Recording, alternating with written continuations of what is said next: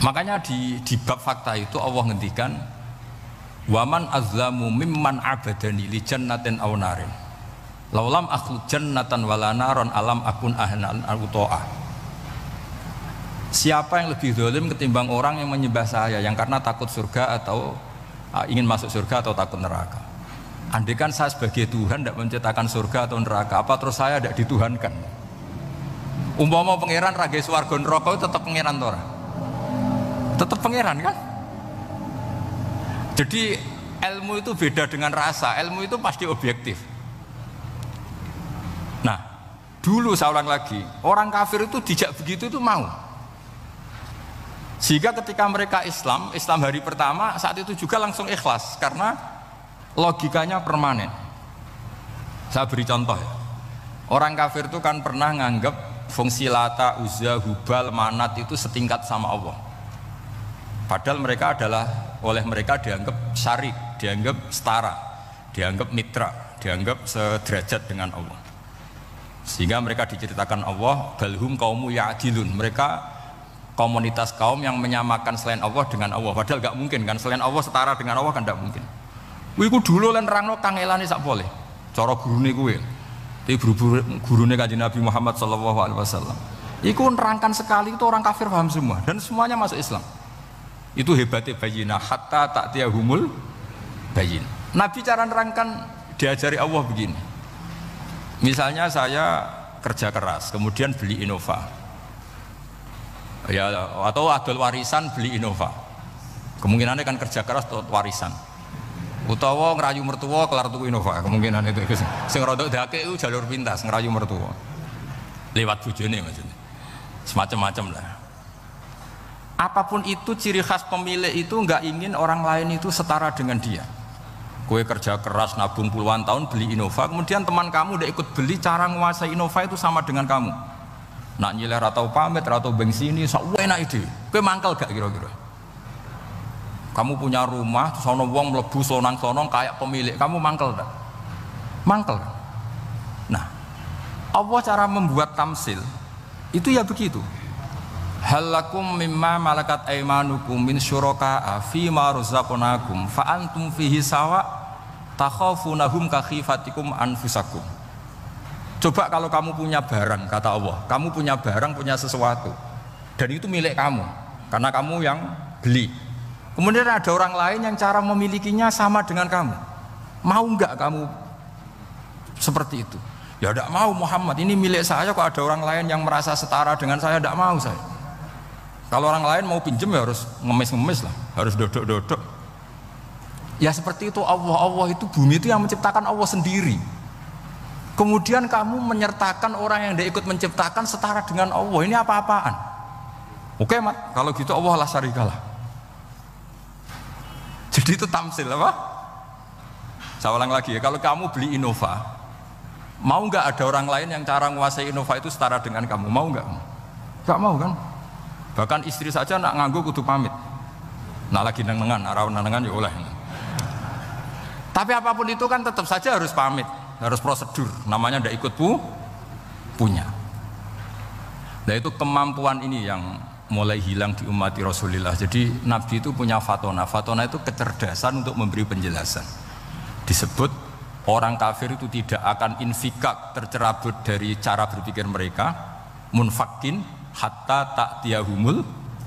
La bayina itu siapa? Rasulun minallah yatlu suhufam mutahhar. Jadi Nabi itu kalau memberi penjelasan itu gampang sekali. Baik itu penjelasan akidah maupun penjelasan fikih.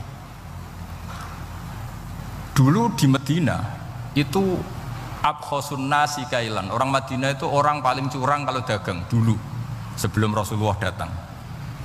Sehingga misalnya mau beli pelem itu mangga itu, pentil ya dihitung pelem. Jadi busron itu kurma pentil ya dihitung kurma. Misalnya kulaan pari hijau wis dituku, padahal urung jelas dadi padi. Lah nanti kalau kena badai angin ya sudah, apa itu uang itu nggak kembali. Ketika Rasulullah datang, Nabi mau tanya, "Jom kowe tuku apa?" Tumbas pelem.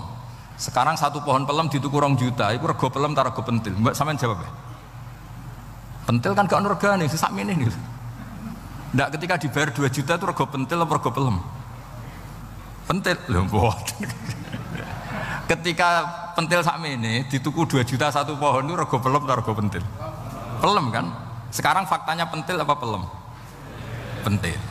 Makanya Nabi terus tanya, "Qul ara'aitum in mana'allahu as-samrah fa bima yastakhilu ahadukum mala akhi."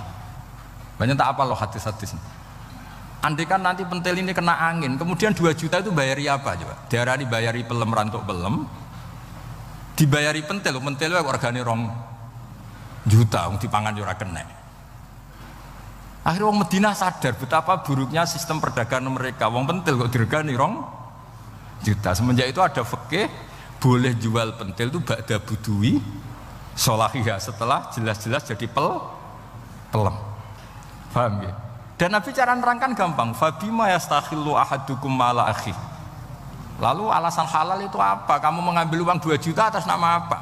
Atas nama pelem ya Rasul, di peleme. Atas nama pentil, mosok pentil regane 2 juta. Jadi akhirnya orang Madinah sadar semenjak itu tidak jual buah-buahan qobla budui sholahiyah, sebelum kelihatan berstatus napa? Samroh buah. Jadi Nabi itu orang yang kalau menjelaskan itu gampang sekali. Dulu itu Nabi pernah dibully orang Bedui.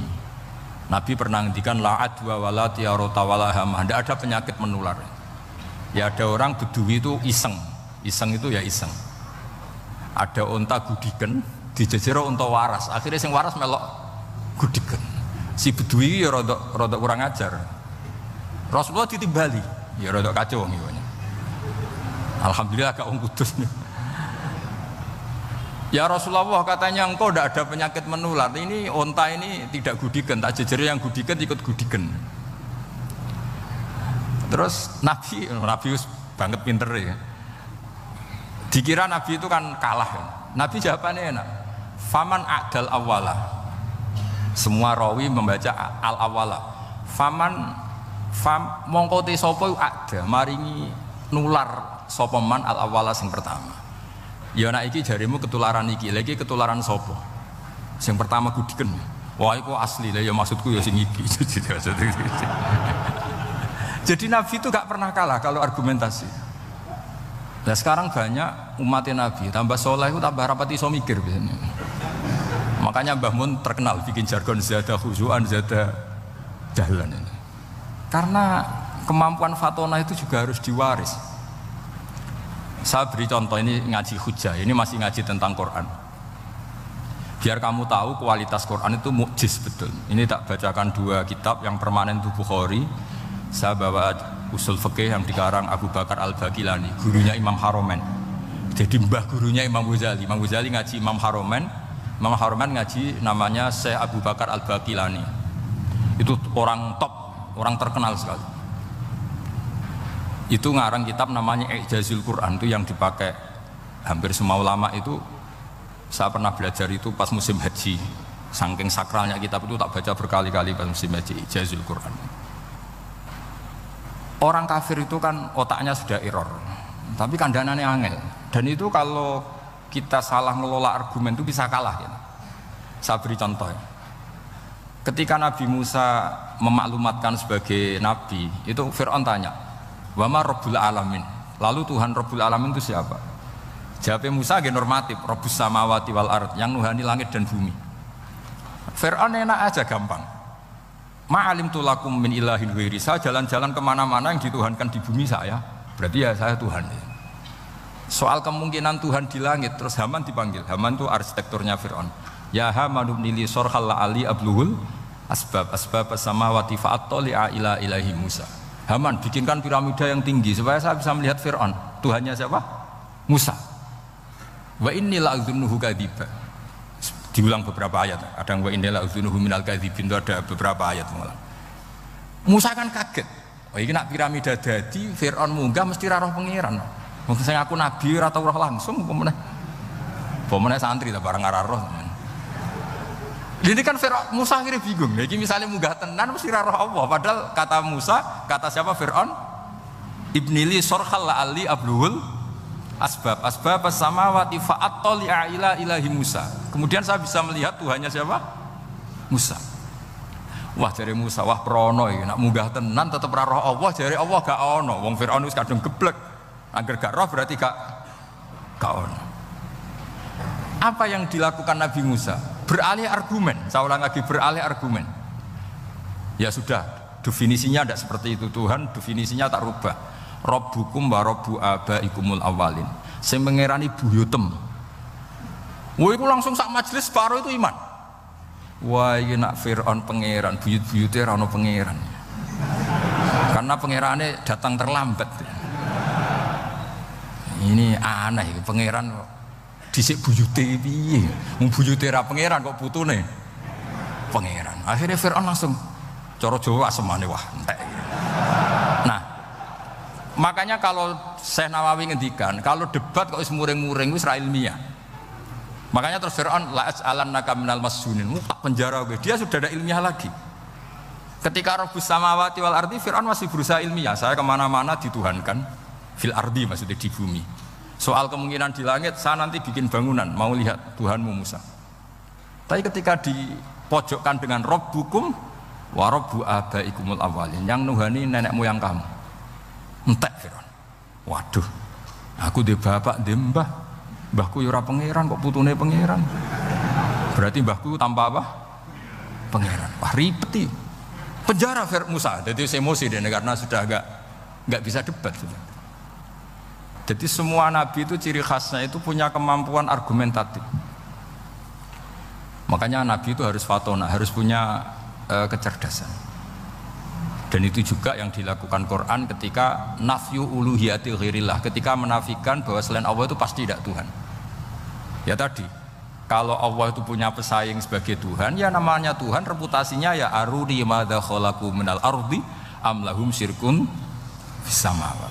Mungkin kalau orang-orang tajwid hanya nekuni fis samawati itu fis samawati itu kan urusan tajwid ya. Tapi kalau kita yang ahlul makna itu nekuninya kalau merasa Tuhan itu ya punya reputasi. Di antara reputasinya itu ikut menciptakan langit dan bumi. Nah dengan demikian namanya bayinah. Bayinah itu kebenaran yang ketok welo-welo. Sehingga orang kafir itu tidak bisa berbantah-bantahan lagi. Nah, ini disebut lam yakunil ladzina kafaru min ahlil kitab wal musyrikina munfakina hatta ta'tiyahumul bayinah. Bayinah itu siapa? Rasulun minallah yatlu suhufam mutahharah. Makanya orang kafir dulu itu matur nuwun tenan mbek Islam. Mergo qad ja'atkum bayyinatum mir rabbikum. Bayinah itu harus ada. Makanya kita sekarang harus sesering mungkin bikin bayinah.